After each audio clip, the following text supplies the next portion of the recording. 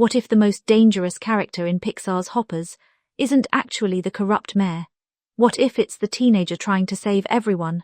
Because the more you sit with this movie, the more it starts feeling like the story is hiding something in plain sight, and once you notice it, the entire film changes. Today we're breaking that down. Welcome back to Movizo, where we go deeper than the credits. If you're new here, we don't just recap movies, we try to figure out what they're really saying underneath all the spectacle. And honestly, Hoppers has way more going on than people are giving it credit for. At first, it looks like a simple environmental story about saving a forest, but by the end, it becomes something much messier and way more interesting. Let's talk about it. Here's the detail I think most people overlooked. Hoppers doesn't really have a traditional hero and villain dynamic. It builds a parallel instead. Everybody focuses on Titus, the insect prince who eventually turns into the film's major threat. And yeah, by the third act, he's absolutely the antagonist. But look closely at how the movie handles Mabel. The uncomfortable truth is that both characters spend the entire film doing almost the exact same thing. Mabel and Titus both start with causes they genuinely believe in, both think they're helping, both decide normal rules no longer apply to them, and both end up causing damage that spreads way beyond their original intentions.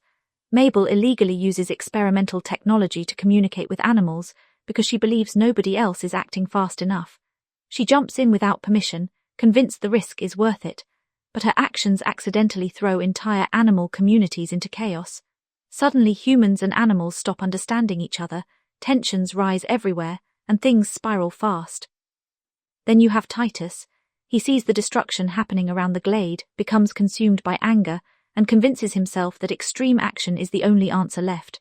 So he captures Sam, takes control of a robotic human body, and turns Jerry's hidden forest speakers into a weapon powerful enough to wipe out an entire public rally.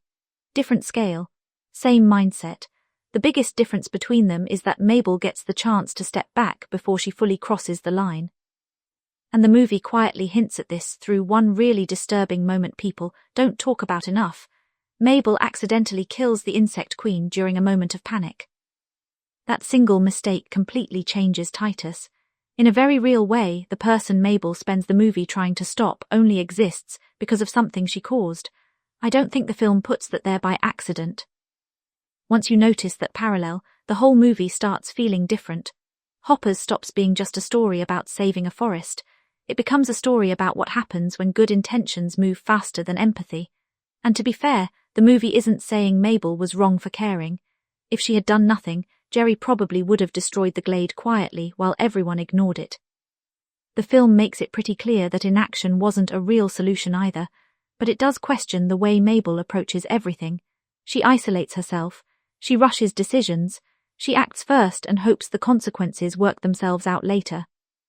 And that chaos is exactly what allows someone like Titus to emerge in the first place. That's what makes the movie more interesting than it first appears.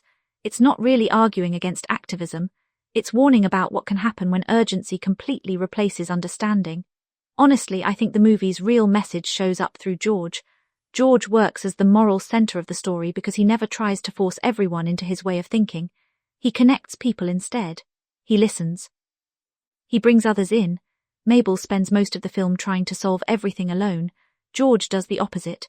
And the ending only works once Mabel finally understands that difference.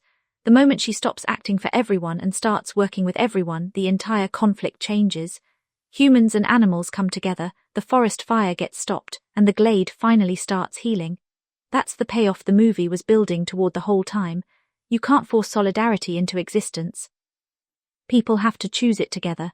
But here's the question I'm curious about. Do you think Mabel should have faced more consequences for accidentally creating Titus? Or did the movie handle her arc the right way? Let me know in the comments because I can honestly see both sides. Hoppers looks like a movie about a girl trying to save some trees. But underneath all of that, it's really talking about empathy, accountability, and how even good people can make situations worse when they stop listening to everyone around them. And honestly, that's what makes the movie worth discussing. If you enjoyed this breakdown, subscribe to Movizo for more deep dives like this. And if you want an even deeper analysis of the ending, check out the full breakdown linked here. See you in the next one.